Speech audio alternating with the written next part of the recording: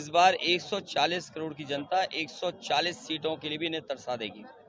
जो महंगाई बढ़ी है, बेरोजगारी बढ़ी है और किसान की आय के साथ जो धोखा दिया है, उसका इनके पास कोई जवाब नहीं है। इसीलिए जो लोग जनता का गुस्सा समझ गए हैं, वो न केवल खुद डगमगाए हैं, न केवल उनका आत्मविश्वास डगमगाया था, बल्कि उनकी जवान भी डगमगा गई।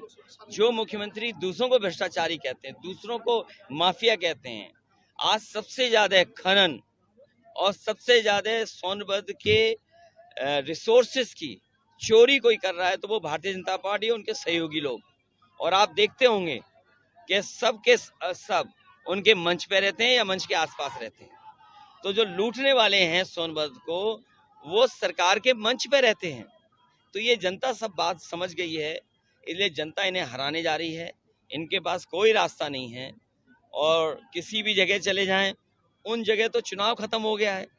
सुना है कि जहां पर विवेकानंद जी कभी मेडिटेशन किए थे, वहीं पर हमारे देश के प्रधानमंत्री जी मेडिटेशन करने जा रहे हैं।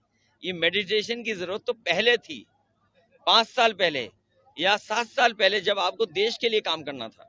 अरे 10 साल के बाद तो आपको फुर्सत ही फुर्सत है, आप जितना चाहोगे उतनी मेडिटेशन कर लोगे। और दूसरा, वहां तो भारत की सीमा खत्म हो जाती है, उसके बाद तो आगे पानी पानी है, पता नहीं कहाँ चले जाएंगे उसके आगे।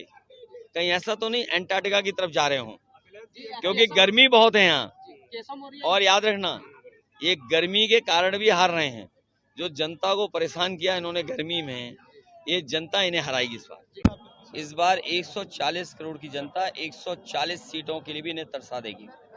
जो महंगाई बढ़ी है, बेरोजगारी बढ़ी है और किसान की आय के साथ जो धोखा दिया है, उसका इनके पास कोई जवाब नहीं है। इसीलिए जो लोग जनता का गुस्सा समझ गए हैं, वो न केवल खुद डगमगाए हैं, न केवल उनका आत्मविश्वास डगमगाया था, बल्कि उनकी जवान भी डगमगा गई। जो मुख्यमंत्री दूसरों को भ्रष्टाचारी कहते हैं, दूसरों को माफिया कहते हैं, आज सबसे ज्यादा खनन और सबसे ज्यादा सोनभद्र के रिसोर्सेस की चोरी कोई कर रहा है तो वो भारतीय जनता पार्टी है, उनके सहयोगी लोग। और आप देखते होंगे कि सब के सब उनके मंच पे रहते हैं या मंच के आसपास रहते हैं। तो जो लूटने वाले हैं सोनभद्र को, वो सरकार के मंच पे रहते हैं। तो ये जनता सब बात समझ गई है, इसलिए जनता इन्हें हराने जा रही है। इनके पास कोई रास्ता नहीं है और किसी भी जगह चले जाएं, उन जगह तो चुनाव खत्म हो गया है। सुना है कि जहां पर विवेकानंद जी कभी मेडिटेशन किए थे, वहीं पर हमारे देश के प्रधानमंत्री जी मेडिटेशन करने जा रहे हैं। ये मेडिटेशन की जरूरत तो पहले थी, 5 साल पहले या 7 साल पहले, जब आपको देश के लिए काम करना था।